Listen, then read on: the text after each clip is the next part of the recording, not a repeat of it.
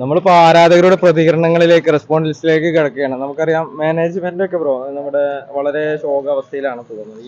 ഇതിന് ഇപ്പം നല്ല വിമർശനങ്ങൾ വരുന്നുണ്ട്. അതിനെന്താ? അതിനെതിരെ പറയാനുള്ളത് ഇപ്പോ കാരണം നല്ല കളിക്കാരെ കുറെ ആൾക്കാരെ കൊടുത്തിട്ട് സൈനിങ് ഒക്കെ നേരം വൈകിട്ടാ വരുന്നത്.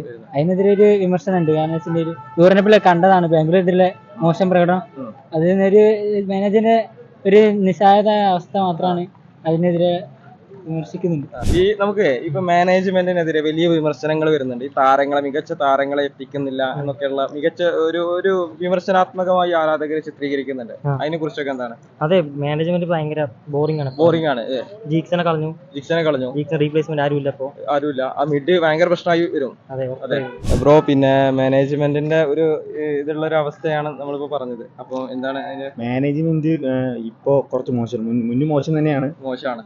പിന്നെന്താ, നല്ല നല്ല പ്ലേയേഴ്സ് വരുന്ന കളി ഒന്ന് സെറ്റ് ആകുമ്പോഴേക്കും കൊടുക്കുന്നത്. ഉദാഹരണമാണ് നമ്മുടെ ഡയമണ്ട് കോസ്, ജീക്സൺ, നല്ല കോച്ചുകളാണെങ്കിൽ കൂടെ അവരെ കൊടുത്തു കളയണം. അല്ല, നമ്മളിപ്പോ അറിയാം നമുക്ക് മാനേജ്മെന്റിനെതിരെ വലിയ വിമർശനങ്ങൾ വരുന്നുണ്ട്. ബ്ലാസ്റ്റേഴ്സ് നല്ല കളിക്കാരെ സൈൻ ചെയ്യുന്നില്ല എന്നൊക്കെ പറയുന്നുണ്ട്. അതിനെ കുറിച്ച് ഒരു ഫണ്ടിനൊക്കെ സൈനിങ് ഒക്കെ നടത്തുന്നുണ്ടെന്നാണ് നമ്മളുടെ. നല്ല ഫണ്ട് വരണ്ടേ? മാനേജ്മെന്റ് സൈഡിൽ കുഴപ്പമില്ല. എന്താണ് ബ്ലാസ്റ്റേഴ്സിന്റെ ഒരു പ്രതീക്ഷ? മഞ്ഞപ്പട ആരാധകനല്ലേ? നല്ല പ്രതീക്ഷയാണ്. കോച്ചാണ്. സൈനിങ് ഉണ്ട്. ഇപ്പൊ നമുക്ക് നല്ല ആരാധകരുണ്ട്. ഇപ്പൊ ഈ ആരാധകരുടെ ഒരു ഇത് മാനിക്കാതെ നമ്മളിപ്പോ മോഹൻ ബഗാനൊക്കെ കണ്ടില്ല, നല്ല മികച്ച താരങ്ങളെ കാശെറിഞ്ഞ് കളിക്കുക. അതിനനുസരിച്ച് മെച്ചം കിട്ടുമല്ലോ. അതെ. ഒരു കപ്പ് പ്രതീക്ഷിക്കുന്നു ഇപ്രാവശ്യം അല്ലേ? കാരണം കഴിഞ്ഞ 10 വർഷങ്ങളായിട്ട് ഒരു കപ്പില്ല. ISL 2014 തുടങ്ങി. അതിപ്പോ 11ാമത്തെ സീസണാണ്. അപ്പൊ ആ കപ്പില്ലാത്തത് ഈ വർഷം തീർക്കും എന്നുള്ള ഒരു പ്രതീക്ഷയുണ്ട്. നിങ്ങളുടെ പ്രതീക്ഷ?